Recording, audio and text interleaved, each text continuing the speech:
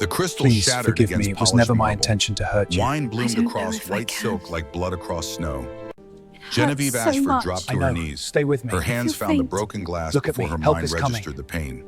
Sharp edges bit into her palms. The ballroom of the Parker House Hotel stretched above her, a cathedral of judgment. Champagne, mademoiselle? 200 faces Oui, stared monsieur. down, some curious, The evening is splendid, most is it not? amused. Clumsy girl, the gentleman said. He did not apologize. Men like Senator Crawford never did. Evie pressed a cloth napkin against the spreading stain. The fabric absorbed nothing. Bordeaux seeped between her fingers, warm and accusing. She had been carrying drinks through the crowd when Crawford stepped backward without looking. The collision was his fault. The blame was hers. It always was. Honestly, Genevieve, her stepmother's voice cut through the orchestral music like a blade through silk. Must you make a spectacle? Constance Ashford descended the grand staircase with the measured pace of a queen approaching a disappointing subject. Her gown was French silk, the color of midnight. Sapphires glittered at her throat. She had worn mourning for exactly 6 months after father died. Then the jewels came out. Evie kept her head down, blood mixed with wine on her hands. A thin line of crimson traced the base of her thumb. "I apologize, ma'am," she whispered. "Louder, girl. No one can hear your mumbling." Heat climbed Evie's neck. The ballroom had gone quiet. Even the orchestra had stopped mid-phrase. She raised her voice. "I apologize for the disturbance." "Better." Constance reached the bottom step. "Now clean this mess and return to the kitchen. The guests require champagne." Evie gathered the broken glass. Each piece felt like accusation made solid. This was Serafina's engagement party, her stepsister's moment of triumph. The most important families in Boston filled this room. The Cabots, the Lowells, the Forbeses. Women in Worth gowns and men in evening dress all gathered to celebrate Serafina's betrothal to Marcus Winthrop, whose family owned half the textile mills in New England. And here was Evie, 26 years old, serving drinks like hired help. She stood carefully. The napkin fell from her hands, sodden and ruined. Her own dress was 3 years old. The hem had been let down twice. The bodice had been taken in after the winter. She could not afford enough food. Gray wool, practical, forgettable, invisible, except when she made mistakes. "Before you go," Constance said. Her voice carried the particular sweetness that meant cruelty was coming. "I believe this is an appropriate moment to address a certain matter." Evie's stomach tightened. Around them, guests shifted closer. Constance never missed an opportunity for an audience. "As you all know, my dear late husband, Richard Ashford, was a man of great generosity." Constance produced a folded document from her reticule. "He left behind a will that distributed his estate with careful consideration." "No, not here, not now." "This document," Constance continued, unfolding the paper with deliberate slowness, "makes clear his final wishes regarding his daughter, Genevieve." The words hit like physical blows. Evie could not move, could not breathe. "I shall read the relevant passage." Constance's voice rang clear across the silent ballroom. "To my daughter Genevieve I leave nothing. She has proven herself incapable of managing even the smallest responsibilities. Her brother Daniel showed promise. She shows only disappointment. Let her make her own way in the world, as I can no longer support her failures." The silence that followed was absolute. Evie felt the blood drain from her face. That was not Father's voice. Father had called her his clever girl. Father had taught her to read by lamplight when Mother was too weak. Father had promised she would never want for anything. But Father was dead 3 years, and the living controlled what the dead had supposedly said. "Of course," Constance added, folding the document. "Richard was a practical man. Genevieve may continue to reside in the household as long as she makes herself useful. But she must understand her position." The crowd murmured. Some nodded. Others looked away. One woman whispered behind her fan. Evie forced herself to stand straight. Her hands bled into her skirt. Wine stained the front of her dress. Blood marked the gray wool darker. She would not cry. Not here. Not where they could see.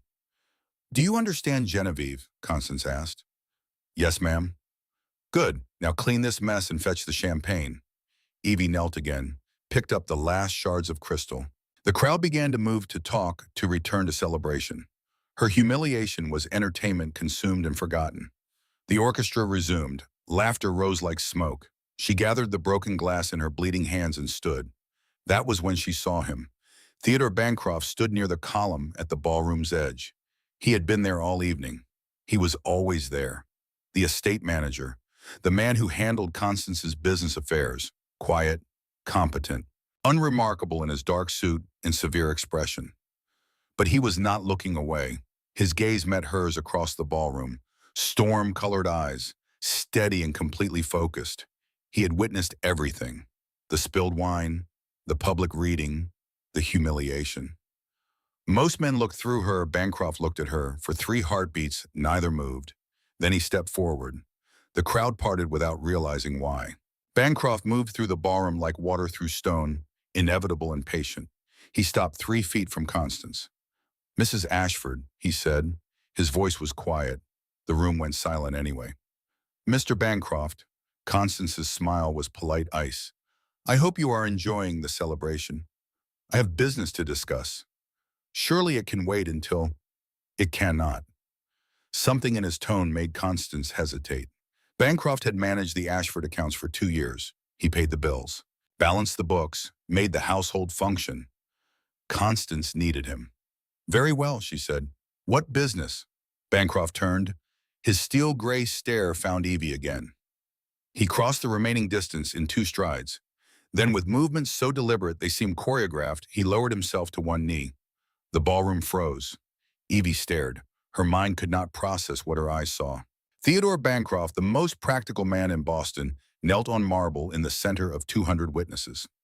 "Miss Ashford," he said. His voice was calm, certain, as if this were the most natural thing in the world. "Will you do me the honor of becoming my wife?" The question hung in the air like smoke after cannon fire.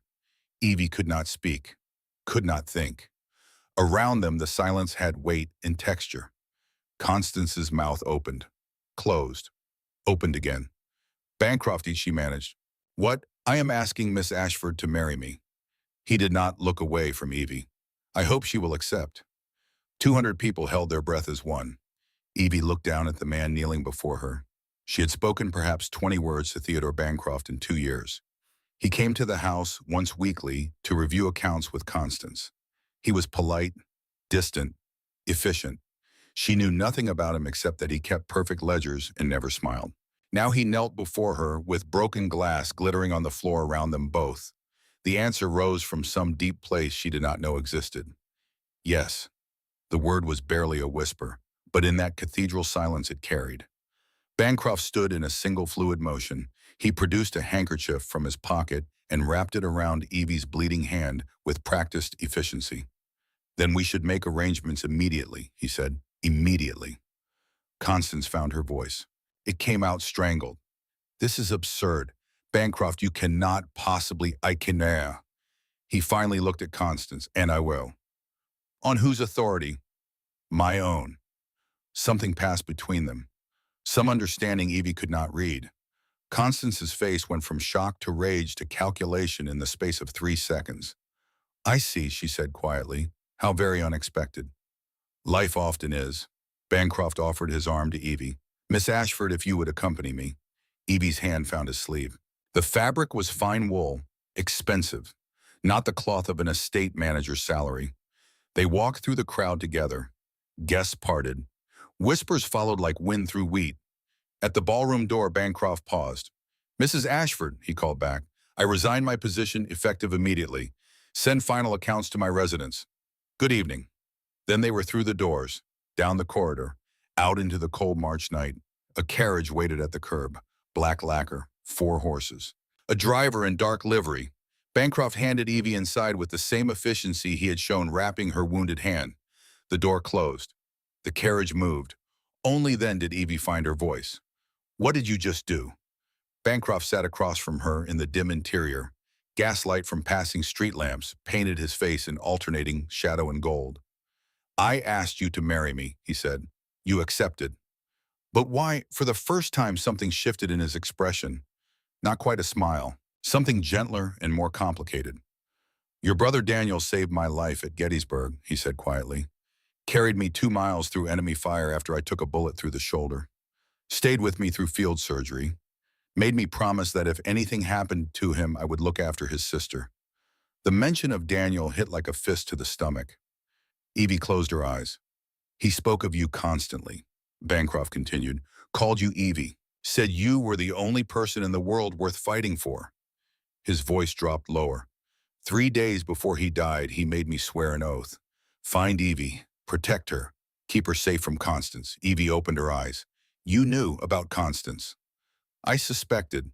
Daniel spoke of her cruelty, but I needed proof. He pulled a folded letter from his coat. This arrived this morning. Daniel wrote it the night before the battle where he died. He gave it to the chaplain with the instructions to mail it if he fell. Evie took the letter with trembling hands. The paper was thin, travel-stained. Daniel's handwriting covered both sides. Read it later, Bancroft said, when you have privacy. But know this, Miss Ashford, I did not propose tonight out of obligation. Then why? He looked at her directly. In the shifting light, those gray eyes held something that made her breath catch. Because I saw your daguerreotype portrait in early 1863, before Gettysburg. Daniel carried it in his breast pocket through every battle, showed it to me the night we met at winter camp, said, "This is my sister. Isn't she remarkable?" Bancroft's voice roughened slightly. I looked at that portrait, at the young woman with intelligent eyes and a stubborn chin, and I realized something very inconvenient. Evie could not breathe. What? That the woman in that portrait was the most extraordinary person I had never met. The carriage turned a corner. Evie gripped the letter tighter. You have been in love with a photograph, she said, not a person. I fell in love with a photograph in the winter of 1863, he corrected. I stayed in love when I met the person years later and found her even more remarkable than her picture suggested. That has been 7 years of waiting, Miss Ashford. 7 years of wondering if you were real or merely hope made solid. You do not know me. I know you spent 2 years enduring Constance's cruelty without complaint. I know you sold your mother's jewelry to buy medicine for the cook's daughter when she fell ill.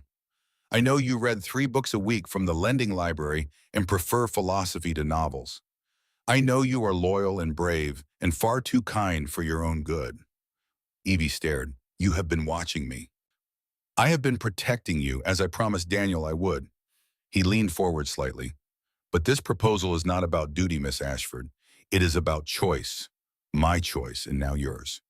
You said yes in that ballroom, but you may withdraw that answer. I will provide a settlement generous enough for you to live independently. You need never see Constance again. The choice is yours. The carriage slowed. Through the window, Evie saw an enormous house. No, not a house. A mansion. 4 stories of red brick and white marble. Windows blazing with light. Columns framing a doorway that could swallow a carriage. Where are we? She whispered. My home, Bancroft said simply. The door opened. A footman in pristine livery offered his hand. Evie descended in a daze. The mansion loomed before her. Gas lamps lined the drive. Gardens stretched into darkness on either side. This was not an estate manager's residence. This was wealth on a scale that made Constance's pretensions look like poverty. Bancroft offered his arm again. Come inside. You should rest. We can discuss the details tomorrow. What details? The wedding. He guided her toward the entrance. I have obtained a special license. We can marry tomorrow afternoon at Trinity Church if you are willing. Tomorrow, her voice came out faint. Constance will contest the engagement if given time. Better to present her with an accomplished fact. He paused at the door. But again, the choice is entirely yours. I will not force you. Evie looked back at the street, at the city spreading dark and cold beyond the mansion's light. Out there was Constance, the Ashford house, a life of servitude and humiliation.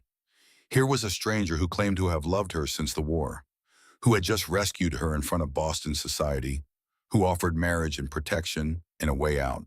It was madness. It was salvation. Tomorrow afternoon, she said, Trinity Church. Something flickered in Bancroft's eyes. Relief, joy, both. Tomorrow afternoon, he agreed. The door opened. Warmth spilled out. A gray-haired woman in a housekeeper's black dress appeared. Mrs. Hale, Bancroft said, this is Miss Ashford. She will be staying in the Blue Room tonight. Please see that she has everything she needs. Of course, sir. Mrs. Hale's eyes were kind. Welcome, Miss Ashford. Evie stepped into the entrance hall. Marble floors, a staircase that curved like a swan's neck, paintings in gilt frames. chandelier crystal catching light like captured stars. She turned back to Bancroft. He stood in the doorway watching her with an expression she could not read. "Who are you?" she asked. "Tomorrow," he said quietly. "I will tell you everything tomorrow. Tonight rest. You are safe here." Mrs. Hale touched Evie's elbow gently. "Come, dear, let me show you to your room." Evie followed the housekeeper up the grand staircase. At the landing, she looked back. Bancroft still stood in the entrance hall. He raised one hand in a small gesture. Not quite a wave, an acknowledgement, a promise. The blue room was larger than any space Evie had ever occupied. A four-poster bed dominated the center. Silk curtains, a fireplace where flames danced gold and orange, windows overlooking gardens she could not yet see. Mrs. Hale moved efficiently, turning down the bed, lighting additional lamps. "There is a bathing room through that door," she said. "Hot water is ready. I will bring up a nightdress and see about your hand. That needs proper bandaging." "Thank you," Evie whispered. Mrs. Hale paused at the door. "He is a good man, Miss Ashford. I have worked for Mr. Bancroft for 15 years. I have never known him to be anything but honorable." Then she was gone. Evie stood alone in the blue room. Her hands had stopped bleeding. The wine stain on her dress had dried to a dull brown. She could still hear Constance's voice reading Father's supposed final words. Nothing. Incapable. Disappointment. She pulled Daniel's letter from her pocket. The paper crackled as she unfolded it. The handwriting was Daniel's. Strong, clear, achingly familiar. "Dearest Evie, if you are reading this, I am gone. I am sorry. I wanted to come home, wanted to see you married and happy and free. But if fate has other plans, know this. Theodore Bancroft is a man I would trust with my life. I am trusting him with something more precious. You. He will tell you he is honoring a promise. This is true, but I know something else. I have seen the way he looks at your photograph, the way his voice changes when I speak your name. He loves you, Evie, has loved you since that winter night in '63 when I showed him your portrait by firelight. I made him promise to wait, to know you properly before declaring himself. But I also made him promise that if Constance ever threatened you, he would act immediately. Trust him. He has waited since the war began to meet you. He will wait as long as you need. You are brave and brilliant and kind. You deserve every happiness this world can offer. Theo will give it to you if you let him.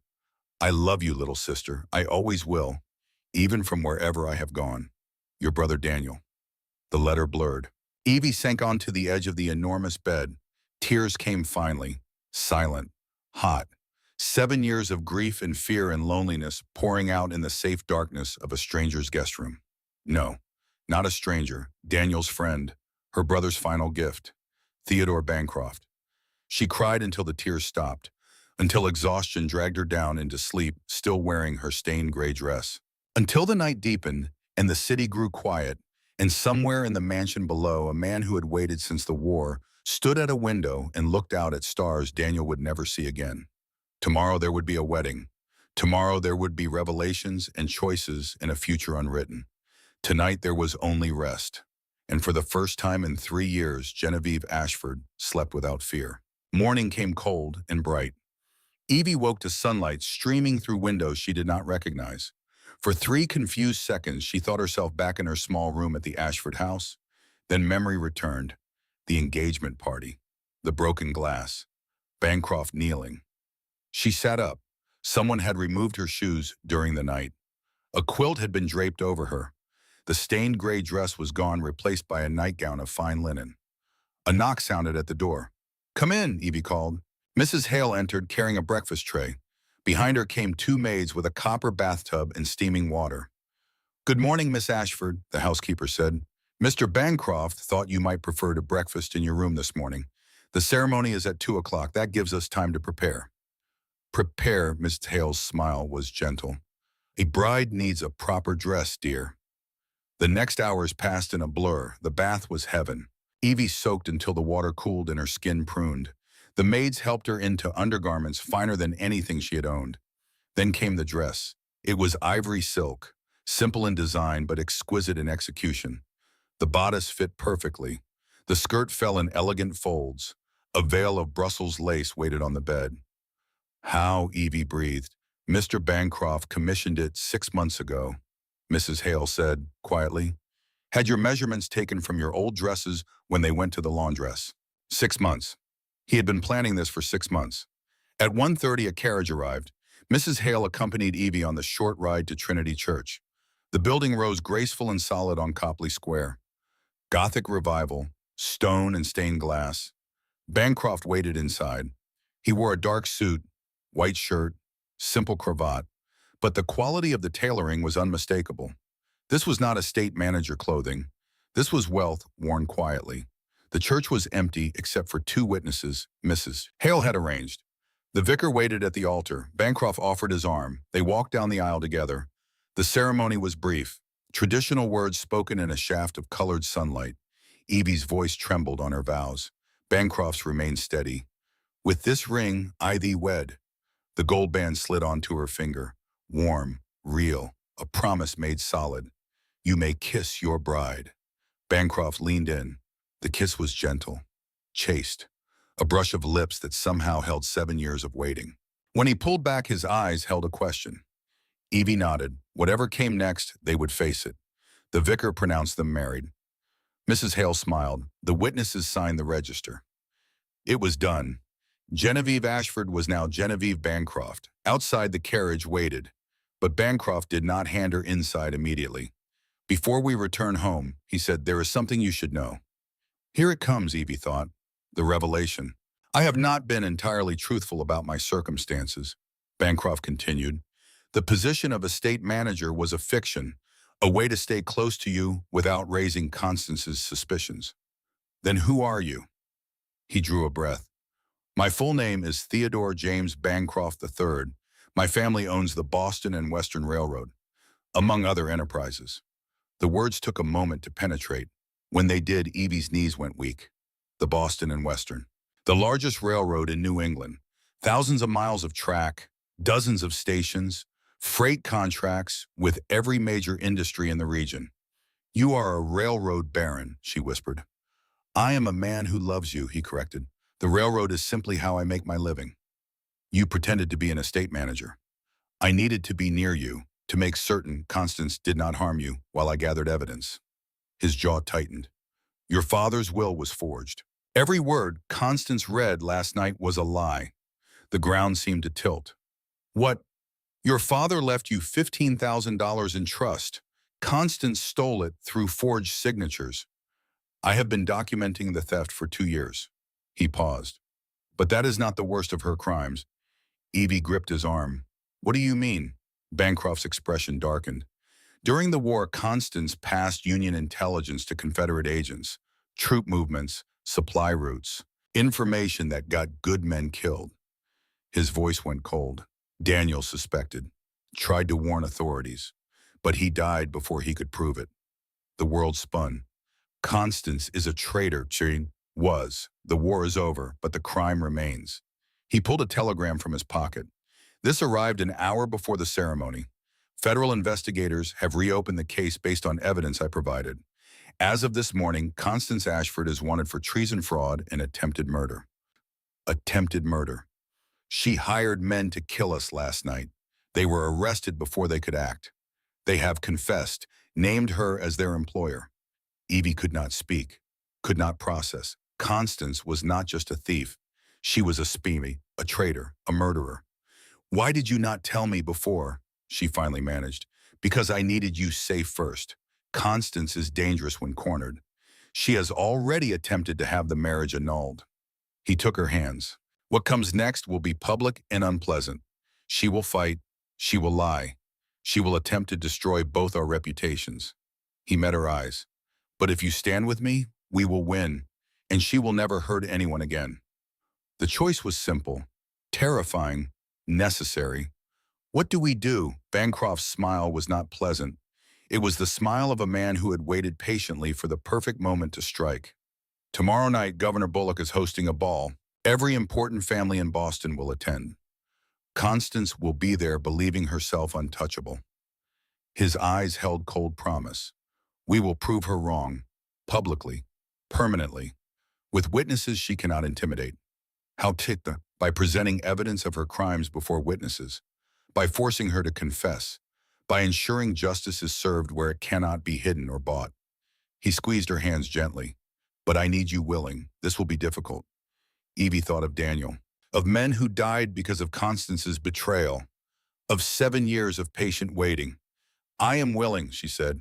Then we prepare. Bancroft handed her into the carriage. Tomorrow night, treason and theft will meet justice. Together. As the carriage rolled toward Bancroft Manor, Evie looked down at the gold band on her finger. 24 hours ago, she had been a servant in her own home. Now she was a railroad baron's wife, and tomorrow she would help bring down a traitor. The war had just begun. The morning after the wedding, Evie woke to find her husband gone. A note rested on the pillow beside her. The handwriting was precise. Efficient. Federal investigators arrive at 9. Business requires my attention until noon. Mrs. Hale will attend you. Lunch at 1. We have much to discuss. Evie folded the note. Through the bedroom window, Boston spread gray and gold under April clouds. Somewhere in that city, Constance was planning, scheming. The thought should have frightened her. Instead, Evie felt something sharp and unfamiliar. Anticipation. Mrs. Hale arrived with breakfast and a woman whose measuring tape moved with military efficiency. The seamstress circled Evie like a general surveying terrain. For tomorrow night, Mrs. Hale explained, the governor's ball requires appropriate attire. The seamstress took measurements in silence. Waist bust, shoulder hem. When she finished, she nodded once and departed. What happens tomorrow night? Evie asked. Mrs. Hale's expression was carefully neutral. Mr. Bancroft will explain, but I suggest you eat well today and rest when you can. Tomorrow will be demanding. She left Evie alone with toast and tea she could not taste. At 1 o'clock precisely, a maid knocked. Mr. Bancroft requests your presence in the library, ma'am. The library occupied the entire west wing of the mansion's second floor. Floor-to-ceiling shelves held thousands of volumes. Leather spines gleamed in afternoon light. A fire crackled in a hearth large enough to stand in. Theo stood at the window. He wore different clothes than yesterday. Simpler. A white shirt with sleeves rolled to the elbows. Dark trousers. No jacket. He looked younger without the formal armor of society dress. He turned when she entered. Good afternoon, Mrs. Bancroft. The name still felt foreign. Evie crossed to the desk where papers lay scattered in careful disorder. You promised explanations, she said. I did. Theo gestured to a chair. Sit. This will take time. She sat. He remained standing, pacing, the restless energy of a man accustomed to action, forced into stillness. Your father's original will left you $15,000, he began. The money was placed in trust, managed by the First National Bank. The terms specified you would receive full control at age 25 or upon marriage. I turned 25 last year, Evie said quietly. I know. Constance knew too, which is why she acted quickly. He pulled a document from the desk. This is a transfer order, dated 6 months before your birthday. It moves the entire trust fund into Constance's name. Evie took the paper. The signatures looked authentic. Her father's sprawling hand. The bank president's careful script. Forged, Theo said. Both signatures. I have handwriting samples that prove it. But more importantly, I have a witness. Who? Your stepsister. The words hung in the air like smoke. Serafina helped Constance. Evie's voice came out flat. Serafina was coerced, threatened. Constance told her that unless she witnessed the forged documents, she would be disinherited entirely. Theo's jaw tightened. Your stepsister is not blameless, but she is not the villain here. Evie set the paper down. Her hands were steady. That surprised her. What proof do you have? Theo smiled. It was the expression of a man who had planned every move 10 steps ahead. Serafina came to me 3 months ago, confessed everything. I have been building the case since then, gathering evidence, securing witnesses. He pulled more documents from a drawer. Bank statements showing Constance's spending, invoices for jewelry, gowns, a carriage, all purchased with your inheritance. The papers spread across the desk like a map of theft. Evie picked up an invoice, a sapphire necklace, $4,000. She had sold her mother's locket for $8 to buy medicine for the cook's daughter. Rage burned cold and clean. You said treason, she said quietly. Explain that. Theo's expression hardened. During the war, Constance passed Union intelligence to Confederate operatives. She had access through your father's position as military supplier. Troop movements, artillery placements, supply schedules. He pulled another folder from the desk, opened it. Inside were letters, coded messages, receipts for payment. Daniel discovered evidence in 1862, tried to report it through proper channels, but Constance learned of his investigation. That is why she arranged your father's death. Evie's breath stopped. She killed Father Poitou. Arsenic, slow poisoning disguised as weak heart. Daniel suspected but could never prove it. He was killed at Gettysburg before he could finish gathering evidence. Theo's voice went hard. I have spent 7 years finishing what your brother started. How did you get these documents? Constance kept them, hidden in her study, insurance against her Confederate contacts if they ever turned on her. His mouth twisted. She did not know I was working as her estate manager specifically to gain access to that room. Evie stood, walked to the window. Below the gardens stretched green and precise. Servants moved along paths like pieces on a chessboard. You have been planning this for years, she said, since Daniel's death, since I read his final letter describing what Constance had done, what she was still doing. Theo moved to stand beside her. I could not let her destroy you the way she destroyed your father, your brother. So you became her employee. I purchased a failing accounting firm and offered my services at rates she could not refuse. For 2 years, I managed her finances, documented every theft, every forged signature, every treasonous contact. Evie turned to face him. You sacrificed 2 years of your life for a stranger. Not a stranger, Daniel's sister, the woman in the daguerreotype who haunted my dreams through a war. His gaze held hers, and not a sacrifice. Justice delayed is not justice denied. I was willing to wait. The words settled between them. Justice, not revenge. The distinction mattered. What do you need from me? Evie asked. Courage. Tomorrow night will be brutal.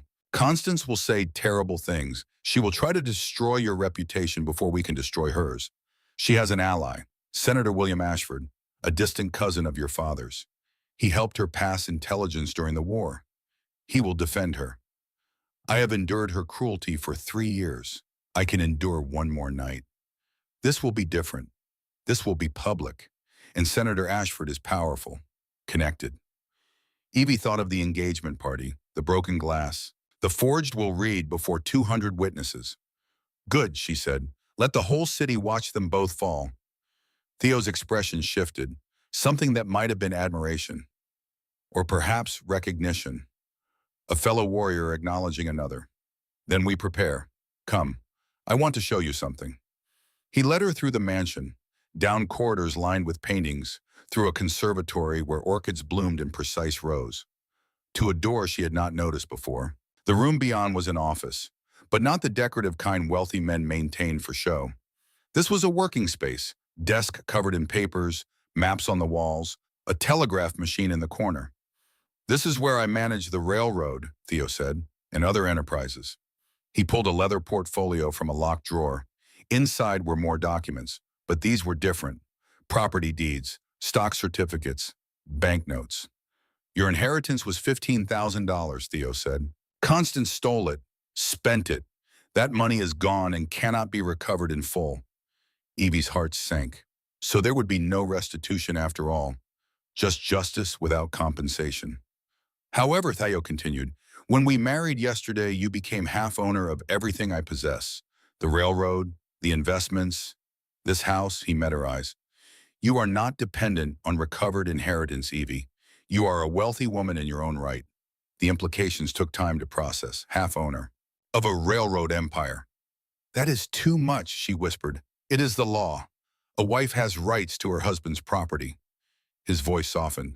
And I want you to have security, independence, so that whatever choice you make about this marriage, you make it freely. What choice? We married quickly, out of necessity.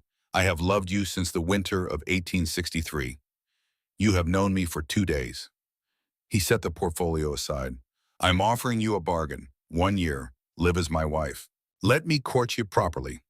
If at the end of that year you wish to leave, I will grant you a divorce and a settlement generous enough to live however you choose. Evie stared at him. You would let me leave? I would hate it, but yes, I want you willing, not trapped. The honesty in his voice was startling. Most men would demand, command. Theo offered choice. And if I stay, she asked. Something flickered in his eyes, hope, carefully controlled but present. Then I will spend the rest of my life proving you made the right decision. Before Evie could respond, footsteps sounded in the corridor. Mrs. Hale appeared in the doorway. Sir, there is a visitor, Miss Seraphina Ashford. She says it is urgent. Theo and Evie exchanged glances. Show her to the drawing room, Theo said. We will be there momentarily. When Mrs. Hale left, he turned to Evie. Are you ready to face your stepsister? Evie straightened her spine. Yes. They found Seraphina in the drawing room, perched on the edge of a chair like a bird ready to fly. She wore lavender silk.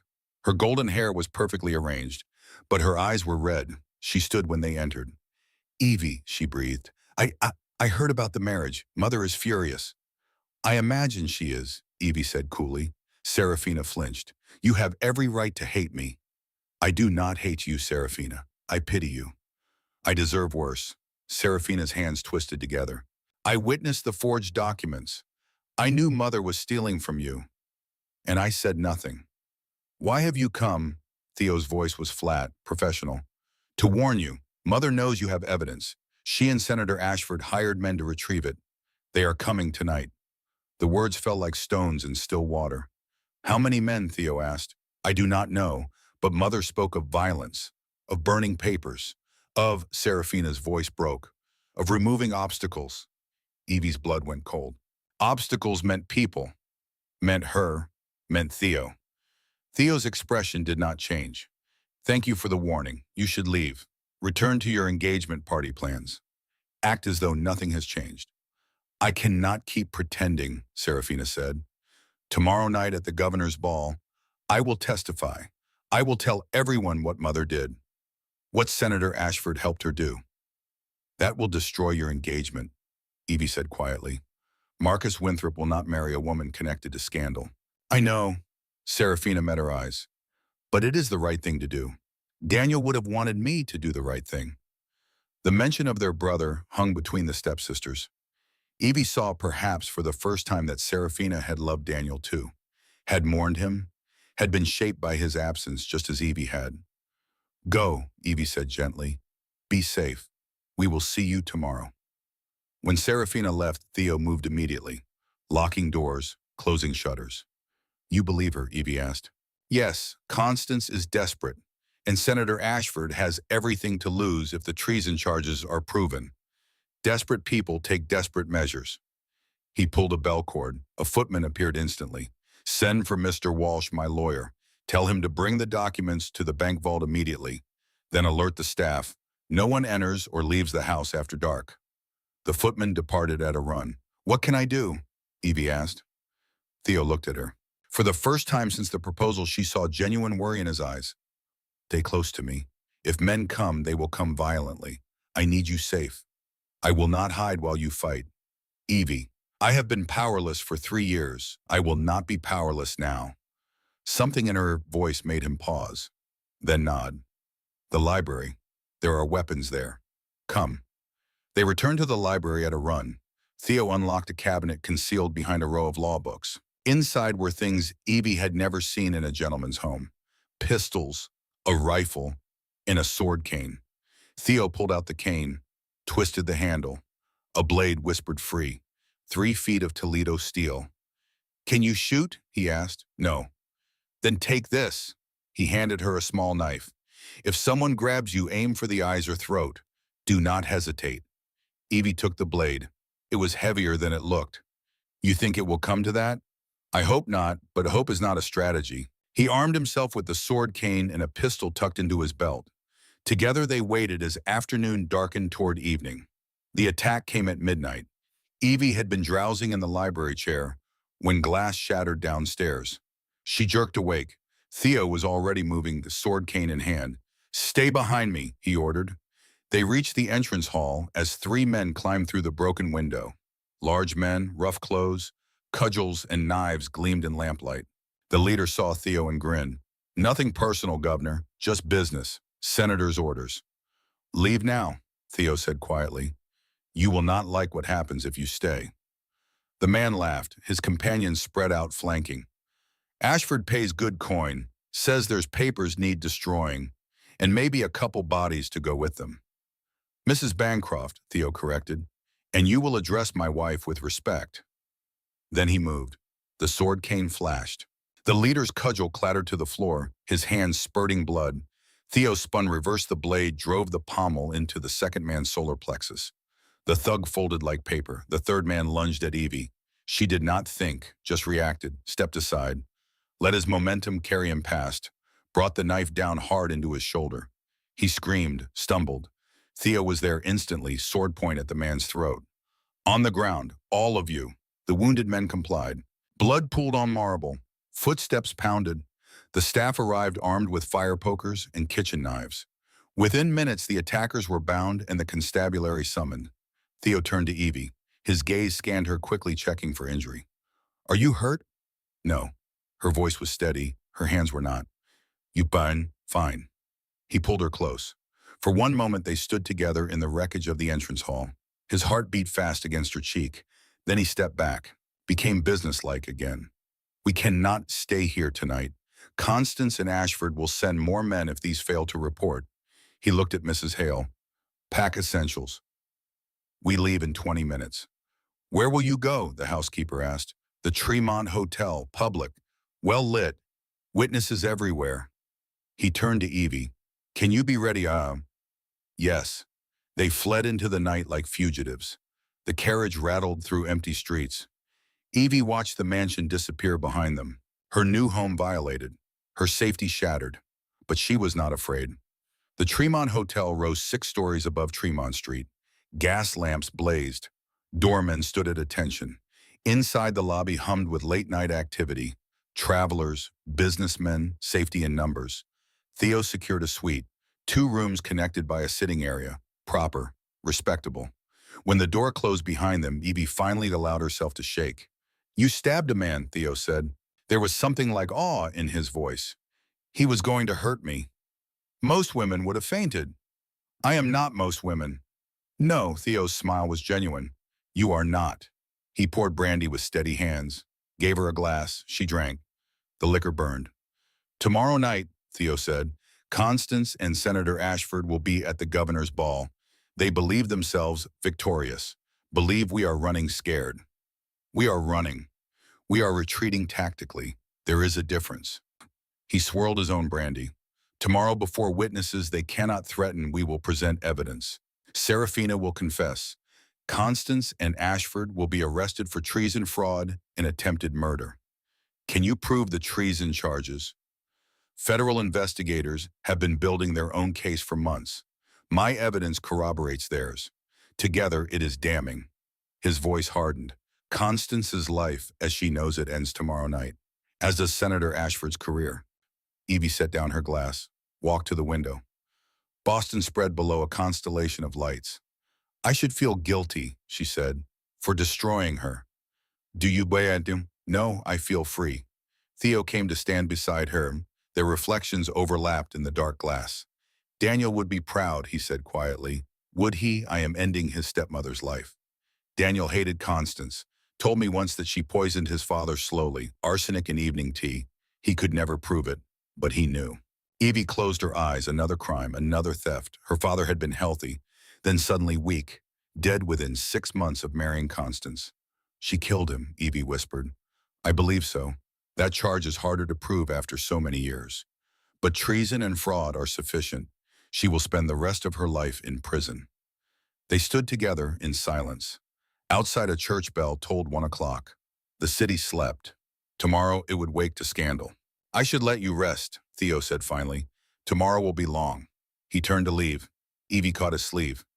Thank you, she said, for everything, for waiting since the war, for protecting me, for giving me choice, Wajia. His hand covered hers, warm, solid. Thank me after tomorrow, when Constance is defeated and you are truly safe. He withdrew to his own room. Evie heard the door close, the lock turn. She should sleep. Tomorrow required strength, but sleep did not come. Instead, she sat at the window watching night fade to dawn, thinking of Daniel, of 7 years of patient waiting, of a man who had loved her from a photograph and married her in reality. Theodore Bancroft was not what she expected. He was better, smarter, braver, and tomorrow together they would end Constance's tyranny forever. The sun rose slow and red. Boston woke. Church bells called the faithful. Carriages clattered. The city moved toward evening and the governor's ball, toward justice. Evie dressed in the gown the seamstress delivered at noon, emerald silk that made her eyes look green, sapphires at her throat borrowed from Mrs. Hale, hair arranged in elaborate curls. She looked like someone else, someone powerful. Theo knocked at the connecting door. "May I enter, my—" Yes. He wore evening dress, black coat, white waistcoat. He looked every inch the railroad baron. Wealthy, untouchable. He stopped when he saw her. "You are beautiful," he said simply. "I am armored." "That too." He offered his arm. "Ready." Evie took a breath, thought of broken glass and forged wills and 3 years of humiliation. "Ready." The carriage waited below. As they descended the hotel steps, Evie caught sight of their reflection in the lobby mirrors. A handsome couple, elegant, powerful. No one would have guessed that 24 hours ago men had tried to kill them. The governor's ball was held at the State House. Every window blazed with light. Carriages lined Beacon Street for 3 blocks. Boston's elite ascending marble steps in silk and diamonds. Constance would be inside, believing herself safe, believing her enemies defeated. She was about to learn differently. Theo helped Evie from the carriage. His hand at her elbow was steady. "Last chance to retreat," he said quietly. Evie looked up at the State House, at the light and music and power gathered inside. "No retreat," she said, "only victory." They climbed the steps together. The ballroom was magnificent, gold leaf and crystal, an orchestra in the gallery, hundreds of guests in their finest clothes, governors and senators and judges, the people who shaped Massachusetts. And there near the punch bowl was Constance. She wore burgundy silk, rubies at her throat. Beside her stood a silver-haired man in military dress, Senator William Ashford. They were laughing at something, playing the gracious widow and the distinguished veteran. They saw Evie and Theo enter. The laughter died. Constance's face went white, then red. Senator Ashford's expression hardened. They marched across the ballroom together. Serafina trailed helplessly behind. "You," Constance hissed, "you have no right to be here." "Mrs. Bancroft has every right," Theo said calmly. "As do I." "This farce of a marriage will not stand," Senator Ashford said. His voice carried authority. "Command. I have petitioned for annulment on grounds of coercion. Your petition will fail. We are legally wed." "You manipulated a vulnerable young woman," the senator continued. "Everyone knows it." "Everyone knows nothing." Theo's voice cut like a blade. "But they are about to learn a great deal." He raised his hand, a signal. From the crowd emerged 5 men. Evie recognized them. The bank president, her father's lawyer, a judge, Theo's lawyer, Mr. Walsh, and a man in federal uniform. "Gentlemen," Theo said loudly, "if you would be so kind." The ballroom quieted, music faded, guests turned to watch. "What is this?" Constance demanded. "Justice," Theo said. The federal officer stepped forward. His uniform bore the insignia of Army Intelligence. "Ladies and gentlemen," he announced, "I am Major Harrison of the United States Army. I apologize for the interruption, but I have evidence of crimes that must be addressed immediately." The crowd pressed closer. Constance looked around wildly. Senator Ashford's hand moved toward his pocket. 2 soldiers appeared behind him. He froze. "Mrs. Constance Ashford," Major Harrison continued, "stands accused of treason against the United States. During the war, she passed classified military intelligence to Confederate operatives, information that resulted in the deaths of Union soldiers." Gasps rippled through the crowd. "This is absurd," Constance shouted. "I will not stand here and be slandered." Then you may sit." Theo's voice was ice. "But you will listen." Mr. Walsh opened his portfolio, drew out documents, held them high so the crowd could see. "I have here evidence of Mrs. Ashford's activities, letters in code, payment receipts, testimony from Confederate agents who have turned state's evidence." He handed the papers to Major Harrison. "These documents prove that Mrs. Ashford received payment for intelligence gathered through her late husband's position as military supplier. Troop movements, supply schedules, Artillery placements. The crowd erupted. Constance stumbled backward. You have no proof, she said desperately. This is fabrication. We have her accomplice, Major Harrison said quietly. He gestured. Soldiers brought forward a man in shackles, a Confederate officer. Evie recognized him from Constance's occasional visitors. Colonel Hayes of the Confederate Secret Service, Harrison said. He has confessed, named Mrs. Ashford as his primary source. Also named her co-conspirator. He turned to Senator Ashford. Senator William Ashford facilitated these exchanges, used his position in Congress to provide additional intelligence. He has been under investigation for 6 months. Senator Ashford's face went purple. This is outrageous. I am a United States Senator. You are a traitor, Harrison said simply, and you are under arrest. Soldiers moved to take Ashford's arms. He struggled. One of them produced the documents from his pocket. More coded letters, more evidence. Constance made a sound like a wounded animal. I have more, Walsh said. He pulled out the forged bank documents. Mrs. Ashford also stands accused of fraud and theft.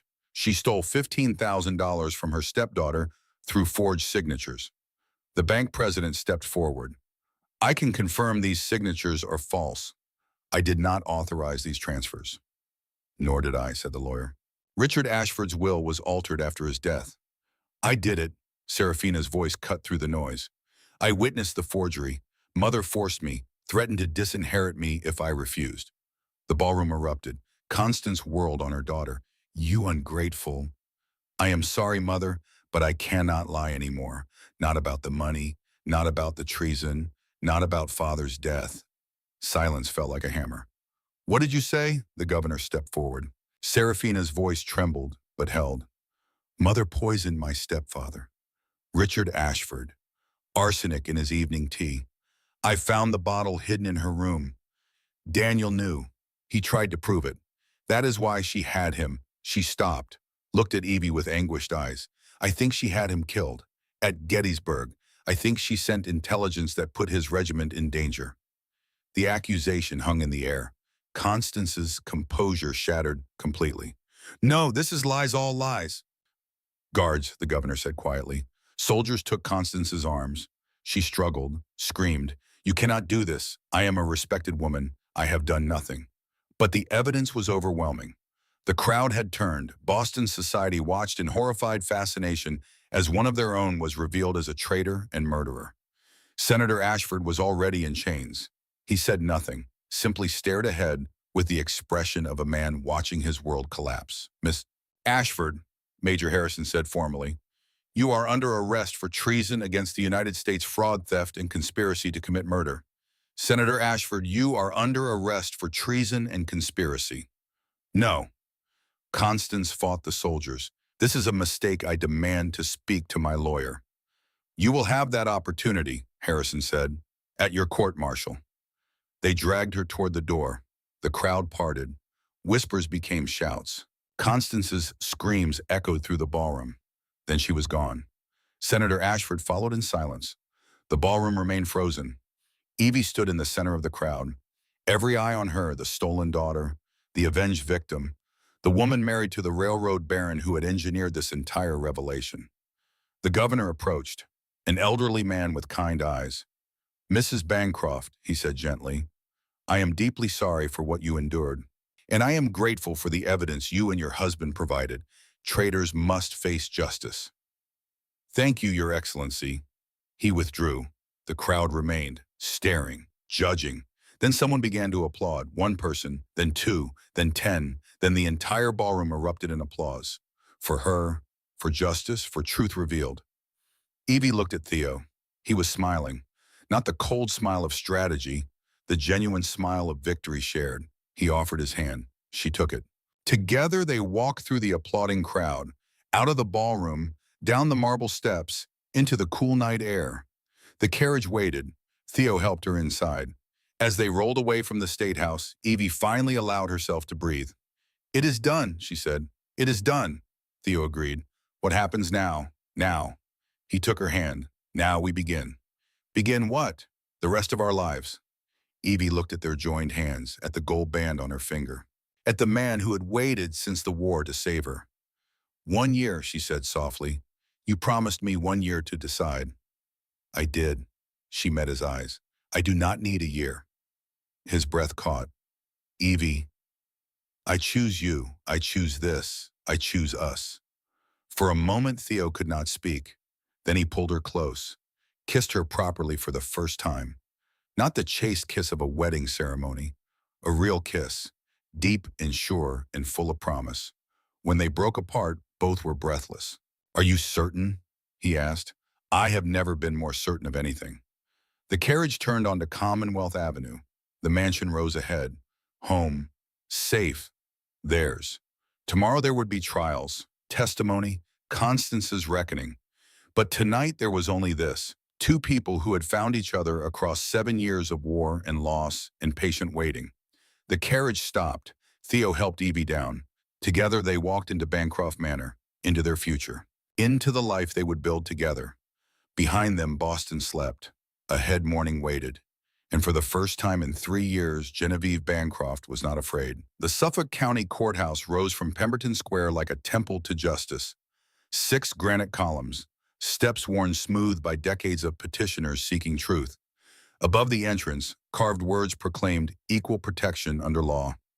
Evie climbed those steps on a Tuesday morning, 3 weeks after the governor's ball.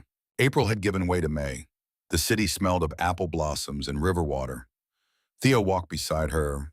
His hand at her elbow was steady. Behind them came Mr. Walsh, carrying 2 leather cases stuffed with evidence. Serafina followed last, pale but resolute in gray silk. The courtroom was packed, every seat filled. People stood 3 deep along the walls. Boston society had turned out to witness Constance Ashford's fall. This was a military tribunal. Treason charges took precedence over civilian crimes. 3 Army colonels sat as judges. The American flag hung behind them. Somber. Final. Evie took her seat in the front row. Across the aisle, Constance sat between 2 lawyers. Her burgundy dress was expensive, her spine rigid, but her hands twisted in her lap, betraying fear beneath the composure. Beside her, Senator William Ashford sat in chains. His silver hair was disheveled, his military bearing broken. He looked 10 years older than he had at the ball. Their eyes met. Constance's gaze held pure hatred. Evie looked away first, not from fear, from indifference. Constance no longer mattered. The bailiff stood. All rise for the tribunal. The 3 colonels entered, old men with hard eyes and chests full of medals. They had fought in the war, lost friends to Confederate bullets. They would not be sympathetic to traitors. They settled into their chairs. Be seated. The center colonel's voice carried despite its quietness. We are here in the matter of the United States versus Constance Marie Ashford and William Henry Ashford. The charges are treason, conspiracy, and espionage during time of war. He looked at the defendants. You stand accused of providing classified military intelligence to Confederate forces between 1862 and 1865. Intelligence that resulted in Union casualties. How do you plead? Constance's lawyer stood. Not guilty, Your Honor. My client maintains complete innocence. This is a vendetta orchestrated by her stepdaughter and that woman's opportunistic husband. Senator Ashford's lawyer rose as well. My client also pleads not guilty. He is a decorated veteran. His loyalty is beyond question. The center colonel's expression did not change. Sit down. The tribunal will hear evidence. Major Harrison stood. He wore full-dress uniform. Every button gleamed. The United States will prove that Mrs. Ashford systematically passed Union intelligence to Confederate agents from 1862 until the war's end. We will prove that Senator Ashford facilitated these exchanges using his congressional position. He turned to face the courtroom. We will prove this through testimony, documentation, and the confession of Confederate operatives who have turned state's evidence in exchange for clemency. The first witness was Confederate Colonel Hayes. He had been held in military prison since his capture. The tribunal granted him limited immunity in exchange for testimony. He took the stand, refused to look at Constance. Colonel Hayes, Harrison began, you served in the Confederate Secret Service. Yes, sir. Describe your duties. Intelligence gathering, recruiting Northern sympathizers, coordinating espionage activities in Union territory. Did you recruit Mrs. Constance Ashford? Hayes hesitated, then nodded. Yes. When summer of 1862, she approached us through intermediaries, offered to provide intelligence in exchange for payment. The courtroom murmured. The colonels leaned forward. Why did she approach you? Harrison asked. She was in debt. Her husband's business was failing. She needed money. Hayes's voice was flat. She also hated the Union, thought Lincoln was a tyrant. The Confederacy offered her both ideology and coin. What intelligence did she provide? Troop movements, supply schedules, artillery placements. Her husband, Richard Ashford, was a military supplier. He had access to sensitive information. She copied documents, passed them through dead drops. Harrison pulled out a stack of papers. Are these the documents she provided? Hayes examined them. Yes. How much was she paid? $5,000 over 3 years. $5,000. Paid in Confederate script and Northern gold. Blood money. Did this intelligence result in Union casualties? Hayes's jaw tightened. Yes. The information about the supply convoy to Chancellorsville allowed our forces to ambush it. 37 Union soldiers died. Evie's breath caught. 37 men. Dead because Constance wanted money. What about Gettysburg? Harrison asked quietly. Hayes closed his eyes. She provided intelligence about the 20th Massachusetts Regiment's position. Said they would be reinforcing Cemetery Ridge on July 2nd. We adjusted our attack accordingly. The courtroom went absolutely silent. Daniel's regiment, the 20th Massachusetts, July 2nd, 1863, the day he died. Evie gripped the edge of her seat. Theo's hand found hers, squeezed gently. Did Mrs. Ashford know her stepson was in that regiment? Harrison asked. Yes, she mentioned it specifically. Said, Hayes swallowed hard. Said she was doing the Confederacy a favor, eliminating a troublesome boy who was investigating her activities. Gasps. Shouts. The gavel cracked. Constance lunged from her chair. Lies, all lies. The guards restrained her. She was screaming now, incoherent, desperate. The tribunal called a recess. During the break, Serafina approached Evie. Her face was white. I did not know, she whispered. About Daniel. I swear I did not know. I believe you. Evie's voice was steady. You were a child. You are not responsible for her crimes. But I helped her forge documents. Under duress. You were threatened, manipulated. Evie took her stepsister's hands. You came forward. That took courage. Serafina's eyes filled. Thank you. The tribunal reconvened. The next witness was the bank president.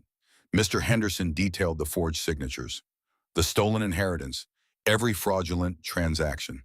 Then came her father's lawyer. Old Mr. Jameson testified about Richard Ashford's original will, how he had wanted to protect Evie, how Constance had altered everything after his death. Did Mr. Ashford ever express fear of his wife? Harrison asked. Jameson hesitated, then nodded. 3 weeks before he died, Richard came to my office. He was weak, shaking. He said, if anything happens to me, watch Constance. She is not what she seems. Did you investigate? I tried, but Richard died before I could gather evidence, and Constance moved quickly to consolidate control. The evidence mounted, document after document, testimony after testimony. The case against Constance and Senator Ashford became insurmountable. Finally, Serafina took the stand. She wore gray, no jewelry. Her hands trembled as she took the oath. Harrison's tone was gentle. Miss Ashford, you witnessed your mother forge documents. Yes. Tell the tribunal what you saw. Serafina drew a breath. Then she spoke. About watching Constance practice Richard Ashford's signature.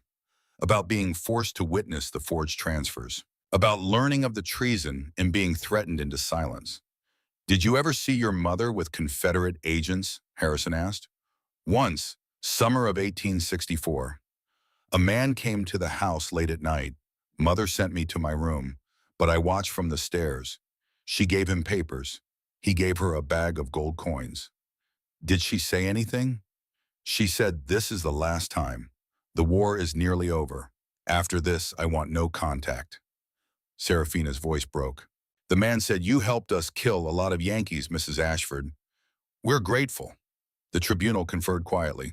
Then the center colonel looked at Constance. Mrs. Ashford, do you wish to testify in your own defense? Constance stood. Her lawyers tried to stop her. She shook them off. I did what I had to do, she said. Her voice was cold, unrepentant. Richard was weak. His business was failing. I needed to secure my future, Serafina's future. So you betrayed your country? The colonel asked. I served my beliefs. The Confederacy was right. The Union was tyranny. And your stepson, Daniel Ashford?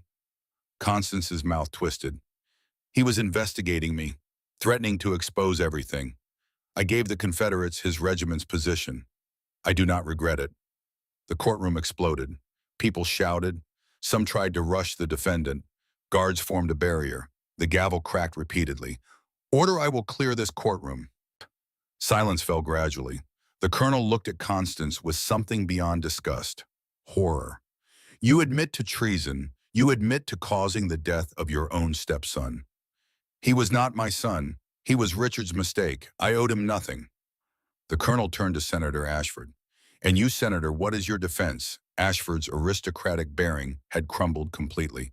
I was trying to help end the war. Bring peace, Mom. By helping the Confederacy kill Union soldiers. I thought I believed. He could not finish. The tribunal conferred. It took less than 5 minutes. We have heard sufficient evidence, the Center Colonel said. Constance Marie Ashford, we find you guilty of treason, espionage, conspiracy to commit murder, fraud, and theft. The sentence is death by hanging. Constance went white, then began screaming. Guards dragged her from the courtroom. William Henry Ashford, we find you guilty of treason and conspiracy. The sentence is 30 years imprisonment at hard labor. You will be stripped of rank, title, and pension. Ashford collapsed, simply folded into his chair. Guards lifted him, led him away. The trial was over. Justice complete and final had been served. Outside the courthouse, spring sunshine felt too bright. Evie blinked against it. Serafina emerged behind them. She stood on the steps looking lost. Evie turned to her. Thank you, she said quietly, for telling the truth. It does not erase what I enabled. No, but it is a beginning. Serafina's eyes filled. I have nowhere to go. Marcus ended our engagement. Mother's house will be seized to pay debts. Evie looked at Theo. He nodded slightly. Come stay with us, Evie said, until you find your footing. I cannot. After everything You were a victim, too, in a different way, but still a victim. Evie took her stepsister's hand. Daniel would have wanted me to help you, so I will.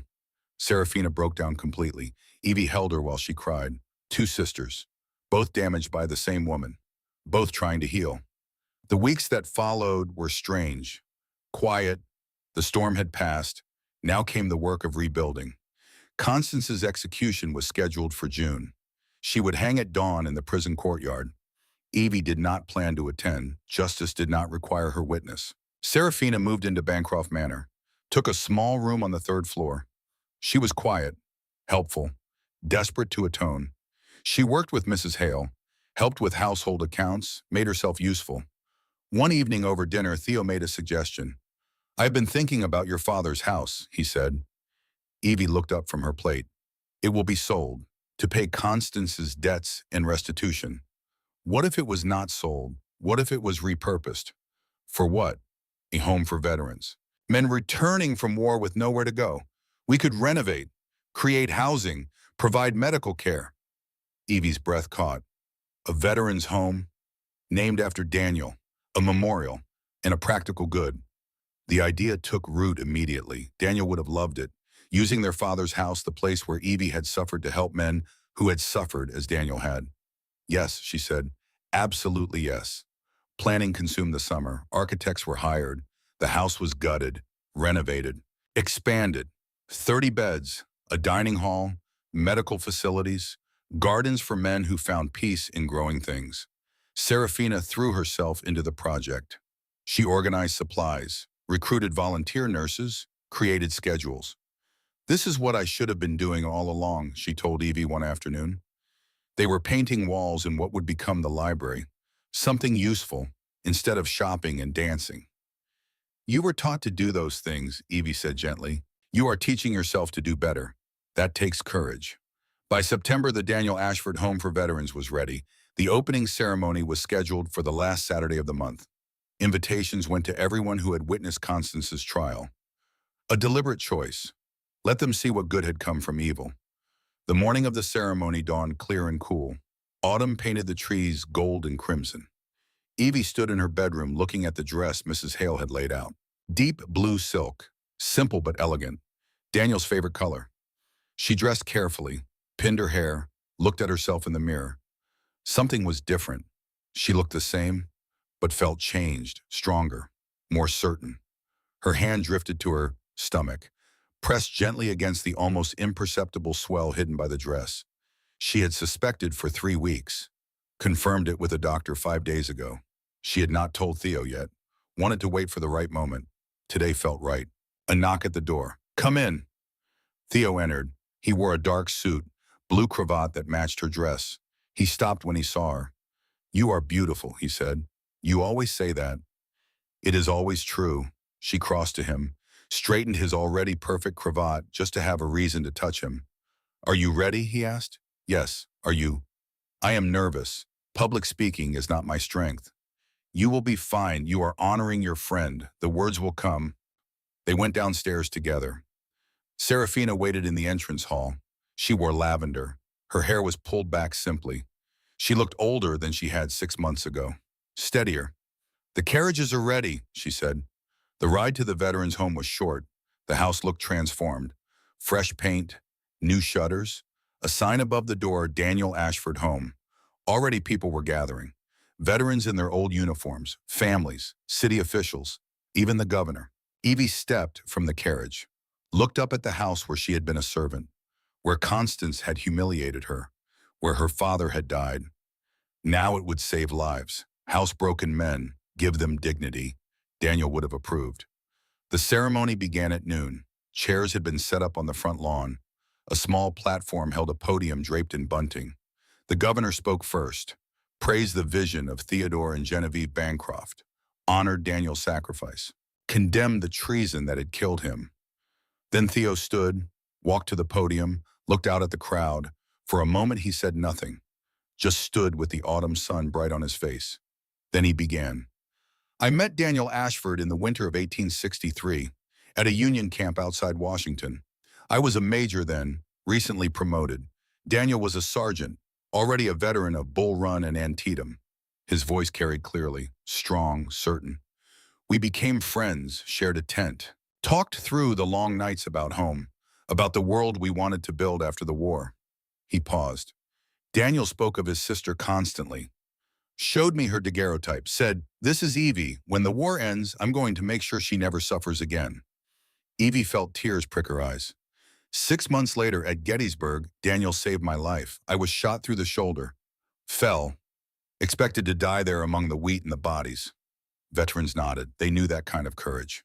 Had shown it themselves. "Daniel carried me 2 miles through enemy fire. Stayed with me through field surgery. Made certain I survived." Theo's voice strengthened. "Before he died, he made me promise 2 things. First, protect Evie. Second, remember the men who did not come home." He looked out at the crowd. "This home honors both promises. It protects those who protected us. It remembers those who cannot remember themselves." He gestured to the building behind him. 30 men will live here, receive medical care, learn trades, find purpose after war has taken everything else." His voice roughened with emotion. "This is Daniel's legacy, and it will endure long after we are gone." Applause rippled through the crowd, quiet at first, then building. Veterans stood, saluted, honored their fallen brother. Theo stepped back from the podium. Evie rose, joined him on the platform. Together they cut the ribbon. The Daniel Ashford Home for Veterans was officially open. The crowd moved inside, toured the facilities, met the staff. The first veterans had already moved in. 3 men who had been living on the streets. Now they had beds, food, hope. Evie walked through rooms she had once cleaned as a servant. Now they were bright, welcoming, filled with men who needed them.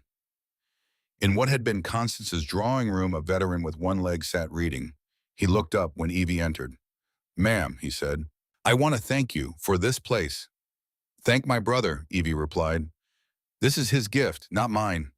"Well, wherever he is, I hope he knows what a fine thing this is." Evie smiled. "I think he does." The day stretched long and golden. As evening approached, guests began to depart. Serafina stayed behind to help staff settle the new residents. I will be home late, she told Evie. There is much to organize. Take your time, Evie said. This is your work now. Do it well. Serafina hugged her, a real embrace, sisterly and warm. Thank you, she whispered, for giving me a second chance. We all deserve second chances. Theo and Evie rode home through twilight. The city was quiet, peaceful. At the mansion, they dismissed the staff early, climbed the stairs together. In their bedroom, Evie turned to her husband. There is something I need to tell you. Concern flickered in his eyes. What is it? She took his hand, placed it on her stomach. I am pregnant. For 3 heartbeats, Theo did not move. Then his expression transformed. Wonder, joy, something deeper than either. Are you certain? The doctor confirmed it 5 days ago. 5 days? Why did you wait to tell me? I wanted the right moment. She smiled. Today felt right. Opening Daniel's home, beginning something new. Theo pulled her close. She felt him tremble slightly. I never thought, his voice roughened. After waiting since the war, I never imagined this much happiness. Neither did I. They stood together as darkness fell outside. 2 people who had found each other against impossible odds. Building a life. Building a legacy. Daniel would have been an uncle, Theo said quietly. He will be, in spirit. They held each other as stars emerged, as the city settled into night, as the future they had fought for became the present they lived. Tomorrow would bring challenges. The veterans' home would require constant attention. Serafina would need guidance as she found her new purpose. A child would arrive in spring, but tonight there was only this: peace, safety, love earned through patience. 6 months ago, Evie had been invisible, powerless, humiliated before 200 witnesses. Now she stood in her own home, wife to a man who had waited since the war to love her, mother to a child who would never know hunger or cruelty, founder of a home that would save lives for generations. The transformation was complete. 3 weeks later, Evie returned to the veterans' home for the monthly review. Serafina met her at the door with a report. Occupancy, medical needs, supply requests. They walked through the building together, checking each room, greeting each resident. In the library, Evie paused. A new portrait hung above the mantel. Daniel in his uniform, young, smiling. The way she remembered him before war changed everything. Below the portrait, a bronze plaque read, Daniel Ashford, 1840 to 1863. He saved the living so they might save others. Evie touched the plaque, felt the cool metal beneath her fingers. We did it, Daniel, she whispered. We kept your promise. Outside, veterans gathered in the garden. Some tended vegetables, others sat in autumn sunshine. A one-armed man taught a blinded soldier to identify plants by touch and scent. Evie watched through the window. This was Daniel's true memorial, not marble, not bronze, living men given second chances. Serafina appeared beside her. Next month we can house 10 more, she said. Mr. Bancroft has secured additional funding.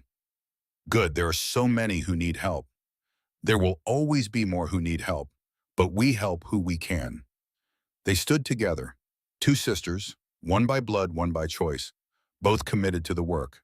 A carriage arrived. Theo emerged. He had been meeting with federal prosecutors about Constance's execution, but he had promised to collect Evie at 3 o'clock. He entered the building, found them in the library. Ready, he asked. Almost. Evie took one last look at Daniel's portrait. Yes, ready.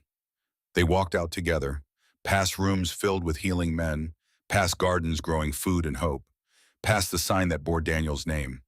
At the carriage, Evie paused, looked back at the house. It had been her prison once, Constance's domain, the place where she had been invisible. Now it was salvation. Daniel's legacy, her gift to the future. The transformation was complete, and it was permanent. Theo helped her into the carriage. His hand lingered on hers. Are you well? He asked quietly. She knew what he meant. The pregnancy, the fatigue that came with creating life. I am perfect, she said, and she was. The carriage rolled away from the Daniel Ashford home, toward Bancroft Manor, toward the nursery being prepared on the 3rd floor, toward a future built on sacrifice and patience and love that had waited since the war to be claimed. Behind them, the home filled with purpose, Veterans found healing. Serafina found redemption. Daniel's memory found eternal life in the men he saved through Evie's courage. Ahead, a child grew, a legacy continued, a family expanded, and in a federal prison, Constance Ashford sat in darkness, waiting for dawn, waiting for the gallows, waiting for the justice she had earned through treason and murder. The woman who had made Evie invisible would soon cease to exist at all. Justice, complete, poetic, final. The carriage turned onto Commonwealth Avenue. Gas lamps flickered to life as evening fell. The mansion appeared, windows blazing with welcome light. Home. Theo handed Evie down. They climbed the steps together. Mrs. Hale met them at the door. "Dinner will be ready in an hour, ma'am. Will you rest before—" "Yes, thank you."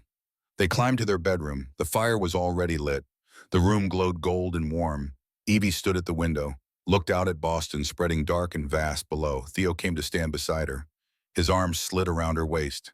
His hand rested gently on the small swell of their child. "What are you thinking?" he asked.